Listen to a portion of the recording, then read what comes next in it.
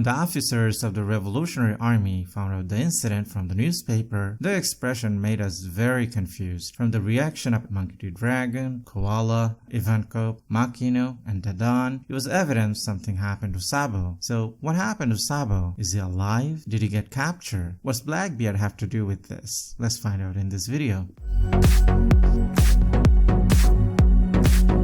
Sabo inherited Ace's will. And what was Ace's will? He wanted to protect Luffy and make Whitebeard the king of the pirates. He couldn't make him the king, but he did protect Luffy. He accomplished it by exchanging his own life for it. Sabo protected Luffy from Jesus Burgess in Dressrosa. But is that it? Isn't he going to save Luffy from some strong enemies? For example, like Akainu or Blackbeard? Perhaps he will. Let's take it slowly from here. Let's discuss the thing we all want to know the most. What happened to Sabo at the Reverie? Before I talk about the Reverie, let's take a look at the layout of Mary Geoise, because it will solve a very important puzzle. Inside Mary Geoise, on one side we have Pangaea Castle, and on the other side is the domain of the gods. The entrance on both sides are heavily guarded, especially the domain of the gods. We know Admiral Fujitora and Admiral Green Bull fought against Sabo and the commanders of the Revolutionary Army. But after the Reverie ended, there wasn't even a scratch on Pangaea Castle. 6 powerhouses fought inside Mary Geoise, yet the castle remained intact? Are you kidding me? What is the objective of Sabo and others for coming to Mary Geoise? They have 2 specific goals. Number 1,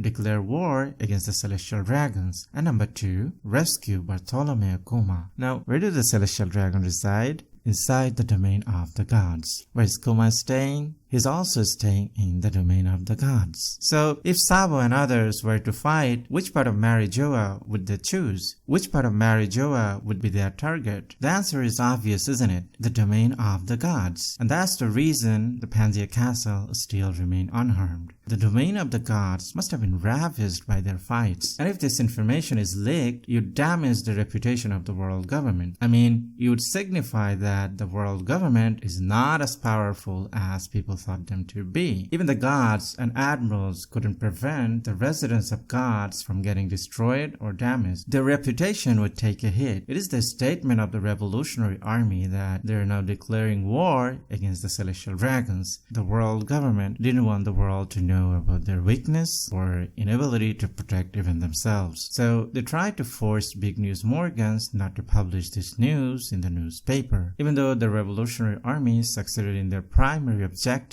they failed to rescue Kuma. When the Revolutionary Army found out the incident from the newspaper, their expressions made us very confused. Ivankov, Koala, Monkey D. Dragon, Dadan, and Makino's reaction told us that something bad happened to Sabo. Some of us are assuming the world government assassinated Nefertari Cobra and framed Sabo for it. I can understand Dragon and Ivankov's reaction if that was the case, but how would I explain Makino and Dadan's reaction? They don't know Nefertari Cobra or Princess Vivi. They're just ordinary folks. Moreover, they have their trust in Sabo. Even if Sabo were to assassinate Cobra or Princess Vivi, they would think Cobra and Vivi were the bad guys, so they wouldn't blame Sabo. There is no reason for them to react the way they did. So there are only 2 possibilities left. Number 1, Sabo died, but that's impossible, which left the other possibility. Sabo got captured. Well, to be honest, Lindbergh said to Sabo, if they execute the plan badly and get captured, the consequence would be unthinkable. It actually foreshadowed they would get captured, unless Sabo would get captured. So what happens now?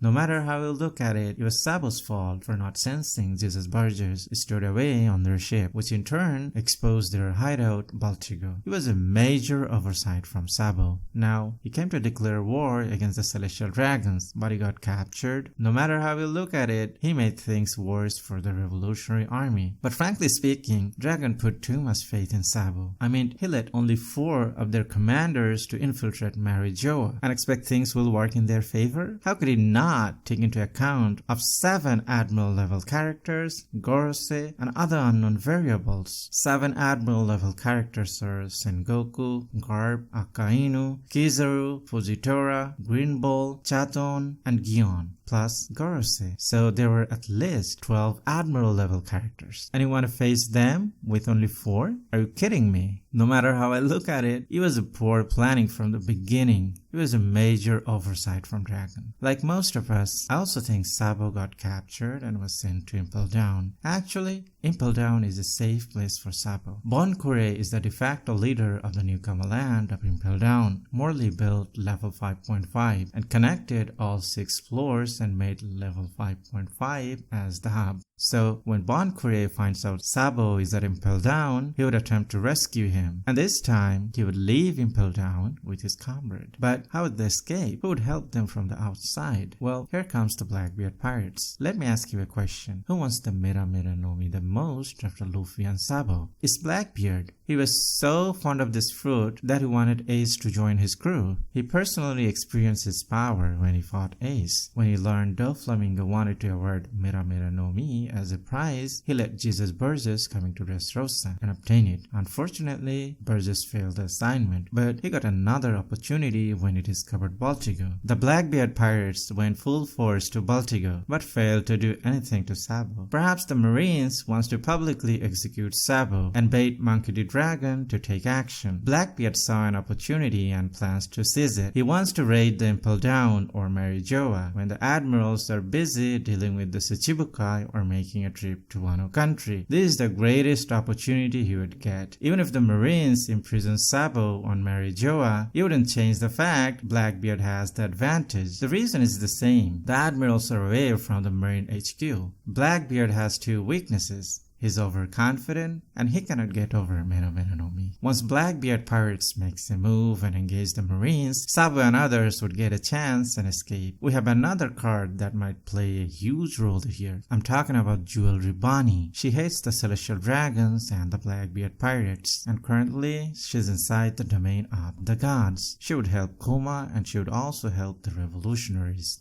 Nefertari Cobra died, and the people of Alabasta Kingdom are mourning his death. Princess Vivi somehow survived and would escape Mary Geoise with Sabo and others. The Marineford arc is one of the best arcs in the series. The fans are expecting Luffy to rescue Sabo. No matter how badly I want Luffy to fight an admiral and take a look at his growth, I know it wouldn't make sense. For one, Luffy has his own journey to make, and if Luffy needs to bail out the revolutionary army, it would reflect very poorly on Monkey D. Dragon. And most importantly, the Straw Hats and their allies aren't ready to wage war against the world government. Whitebeard already made it very clear, once someone finds One Piece, he would wage war against the world government. So until Luffy gets One Piece, there is no Marineford 2.0. Don't forget to share your opinion in the comment down below. See you in the next video. Thanks for watching.